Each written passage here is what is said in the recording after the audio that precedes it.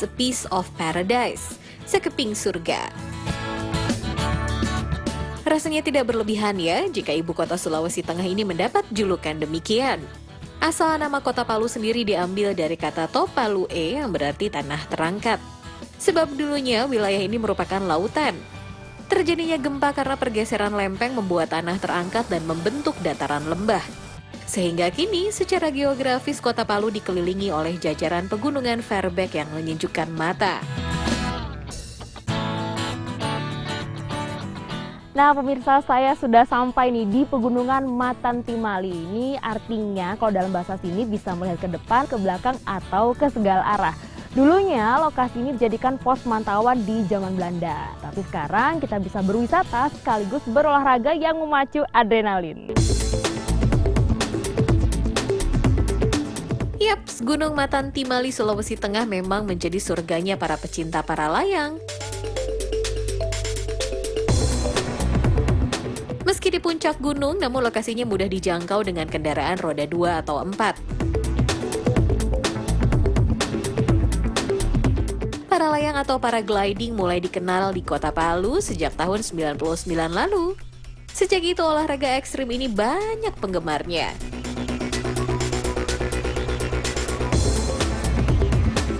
Sebelum mulai lepas landas, pakai dulu peralatan safety para layang.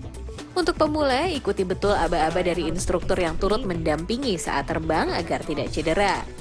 Setelah semua siap, saatnya mengudara. Nah, bisa saya udah siap-siap nih mau terbang dari atas ketinggian 800 meter. Kayak mana ya serunya? Yuk kita lihat ya. Udah?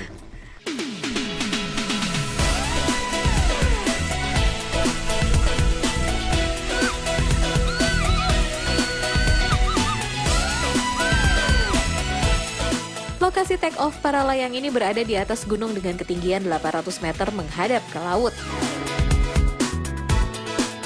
Saat di udara, kita bisa melihat indahnya panorama lembah Palu, pegunungan Verbeek, keindahan kota, laut, dan hamparan sawah. Kondisi alam ini membuat angin termal atau angin panas lebih mendominasi, sehingga tekanannya membuat parasut para layang mampu terbang tinggi dalam jangka waktu lama hingga di ketinggian 1000 meter di atas permukaan laut. Wow, cukup memacu adrenalin bukan? Uniknya lagi, para layang bisa dilakukan kapanpun sepanjang tahun. Nah, cukup beralasan ya jika Gunung Matantimali ini didapuk sebagai spot para layang terbaik di Asia Tenggara dan salah satu yang terbaik di dunia. Bahkan ajang kompetisi para layang tingkat internasional pun secara rutin digelar tiap 2 tahun sekali di sini. Sedikit tips buat yang ingin mencoba para layang, pastikan kondisi tubuh dalam keadaan fit dan cukup istirahat. Sebab tekanan udara di atas yang berubah kadang bisa menimbulkan mual atau pusing.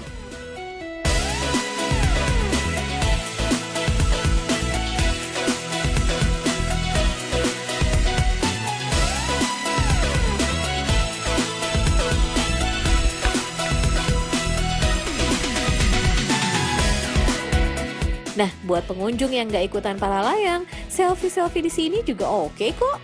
Yang penting harus tetap berhati-hati ya.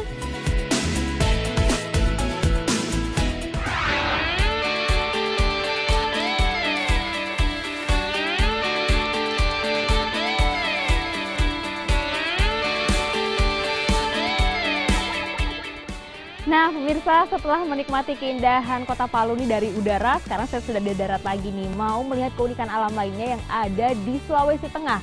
Pemirsa penasaran? Nonton terus dulu sekarang hari ini ya.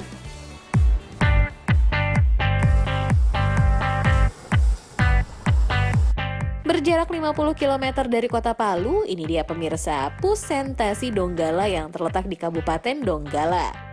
Pusat laut ini berbentuk seperti sinkhole atau sebuah lubang besar dengan diameter 10 meter dan kedalaman 5 meter.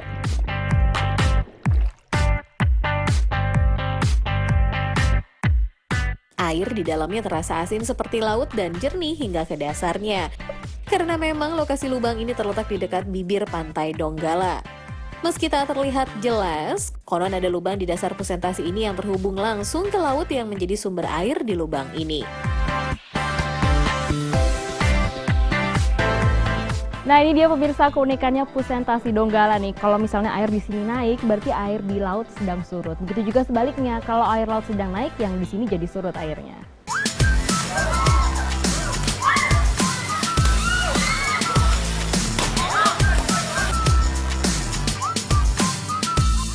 Dalam beberapa tahun terakhir, fenomena alam ini ramai dikunjungi sebagai tempat wisata. Bocah-bocah sekitar memanfaatkan kehadiran pengunjung untuk mengais rezeki. Mereka menantikan koin-koin yang dilempar pengunjung lalu menyelam untuk mengambilnya. Tempatnya bagus, tapi kurang bersih. Iya. Jalan-jalan ke sini asik, seru. Cuma kurang bersih aja. Kurang di sini kebersihan harus lebih dianukan.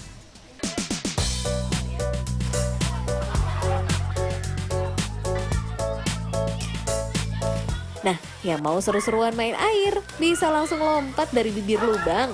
Tapi buat yang nggak berani, tenang. Turun dengan tangga saja ya.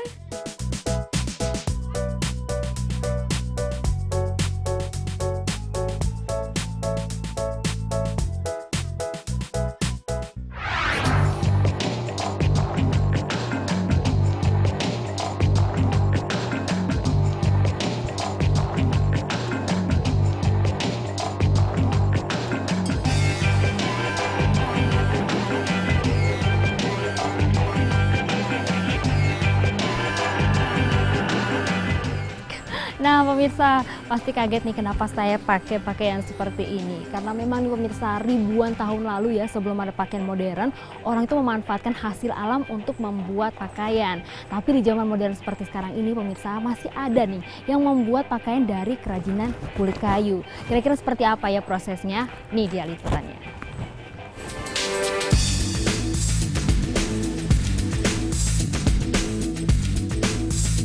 Dari dulu sampai sekarang, kerajinan dari kulit kayu ini masih tetap lestari di Desa Matawe, Kabupaten Sigi, Sulawesi Tengah. Kulit kayunya diambil dari batang pohon beringin yang berada di hutan. Batang pohonnya pun tidak perlu yang berukuran besar, cukup yang berdiameter kecil seperti ini. Proses pembuatannya masih menggunakan cara dan peralatan serba tradisional. Tahap pertama, batang kayu harus dipukul-pukul terlebih dahulu agar mudah dikuliti. Setelah itu, kulit kayu dibersihkan dari kulit luar yang masih keras.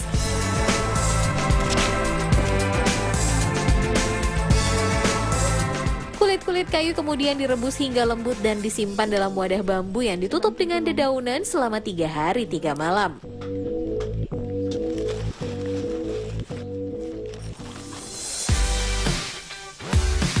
Barulah kulit kayu yang sudah melunak diproses menjadi kain. Beberapa lembaran kulit kayu ditata di atas sebuah kayu panjang. Untuk menyatukan tiap lembaran, kulit kayu ini dipukul berulang-ulang.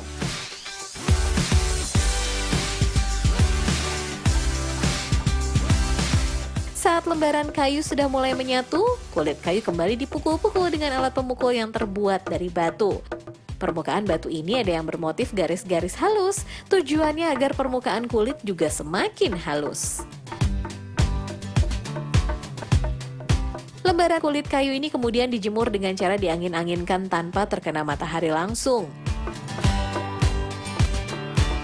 Lama pembuatan pakaian kulit kayu ini bisa memakan waktu hingga 2 minggu. Kulit kayu ini sekarang digunakan sebagai pakaian untuk upacara adat saja atau untuk souvenir yang dijual Rp1.000.000 per setelnya. Nah pemirsa, setelah melalui proses yang cukup panjang nih, kain kulit kayu ini kemudian dijahit menjadi pakaian tradisional seperti ini. Jadi Ina dulunya baju ini dipakai untuk apa Ina? Dipakai di rumah, dipakai di sawah, semua dipakai. Kalau Biar sekarang- dicuci tidak rapi. Oh seperti itu. Tapi kalau ini bisa dicuci nggak? Bisa dicuci karena ada pengawetnya.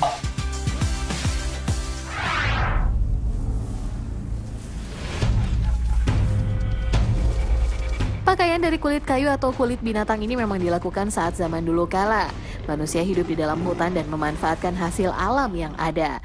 Gambaran kehidupan bertahan di dalam hutan ini seolah menjadi kisah yang selalu menarik untuk disimak. I can't help but notice there's this Terbukti film-film yang berkisah tentang seorang anak lelaki yang tinggal dan diasuh oleh hewan buas di alam tak pernah sepi penggemar. Beberapa judul film seperti Tarzan dan Jungle Book yang mengangkat kisah ini seolah memiliki penggemar tersendiri, meski sudah di-recycle dalam berbagai versi. But never strong. Jika Mowgli dalam film Jungle Book dekat dengan harimau, Tarzan di dalam film The Legend of Tarzan memiliki kedekatan dengan gorila karena sejak kecil diasuh oleh mereka. He's Tarzan. You're Jane. Film sejenis ini sudah ada sejak tahun 1930-an dan film terbaru Tarzan rilis bulan Juli 2016, sedangkan Jungle Book dirilis April 2016.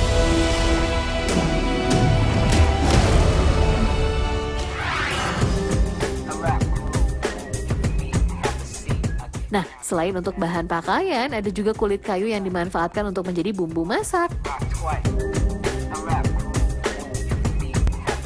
Cinnamon atau kayu manis menjadi komoditas dunia sejak zaman VOC di era penjajahan Belanda. Dan Indonesia merupakan salah satu negeri penghasil pusaka rempah ini. Wilayah penghasilnya tersebar di Sumatera, Jawa, Sulawesi, Bali, dan Flores. Tapi jika berbicara surganya kayu manis, Kabupaten Kerinci Jambi tempatnya. Itulah salah satu alasan bangsa Eropa berbondong-bondong datang ke negeri tercinta ini. Meskipun kayu manis sudah menjadi incaran sejak abad ke-17, ribuan tahun sebelumnya, tanaman keturunan Cinnamomum ini ternyata sudah eksis. Tak heran jika kayu manis didaulat sebagai bumbu makanan tertua yang digunakan manusia. Pada abad ke-5 sebelum Masehi, kaum Mesir kuno memanfaatkannya untuk mengawetkan mayat para raja. 2000 tahun kemudian, kayu manis menjadi salah satu campuran wewangian. Seiring dengan perluasan wilayah perdagangan rempah, pada tahun 40 Masehi pemanfaatan kayu manis meningkat sebagai penambah cita rasa makanan. Hal serupa yang dilakukan bangsa Eropa saat menjajah Nusantara. Kandungan zat pada kayu manis disinyalir mampu menghangatkan tubuh. Dengan mencampurkannya pada makanan dan minuman, efek hangat langsung dapat dirasakan terutama saat musim dingin tiba. Kebiasaan ini yang kemudian mempengaruhi salah satu resep makanan penutup di wilayah Indonesia bagian tengah, yakni kelapar tart.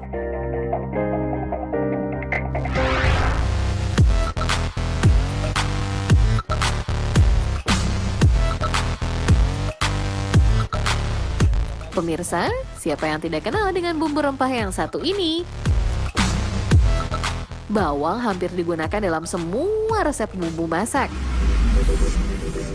Kontur tanah berpasir dan cuaca panas di Kabupaten Sigi, Sulawesi Tengah menjadikan tanaman bawang di sini memiliki keunikan dari bawang pada umumnya.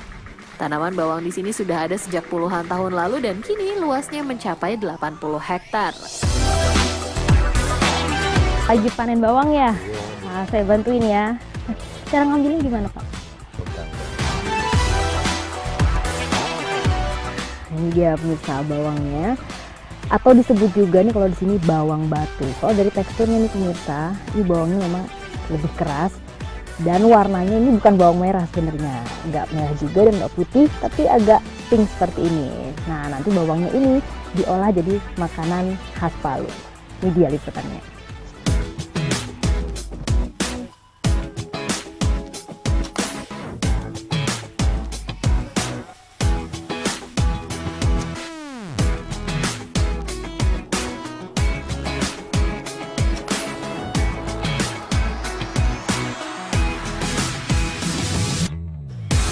Hasil panen bawang ini kemudian diolah menjadi bawang goreng kemasan.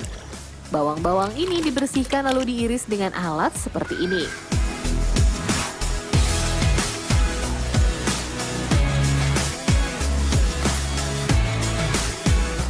Nah, mengiris bawang terkadang bisa bikin menangis ya. Sama nih seperti cerita rakyat legendaris bawang merah dan bawang putih. Padahal sebenarnya kandungan sulfur pada bawang yang menguap di udara lah yang membuat mata perih saat bawang diiris. Lanjut ke tahap berikutnya, bawang mentah diolah cukup sederhana dengan bumbu garam dan sedikit tepung terigu.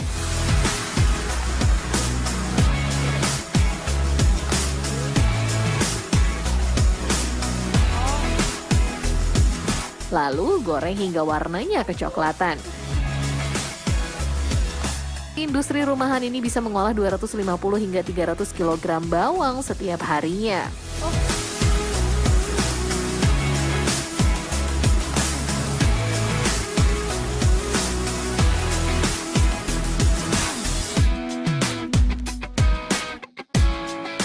Bawang goreng Palu memiliki cita rasa gurih, renyah, dan lebih harum. Tak heran jika bawang goreng ini laris manis di serbu pembeli. Harga per kemasannya Rp25.000.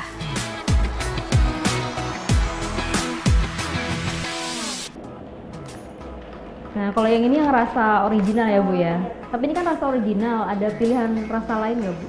Ada satu lagi Mbak, ini kebetulan kita coba buat rasa pedas balado. Yang pedas ya. Jadi yang pemirsa suka pedas bisa cobain ini. Rasanya ini ya gurih, renyah, terus juga pedasnya pas. Jadi cocok nih buat teman makan.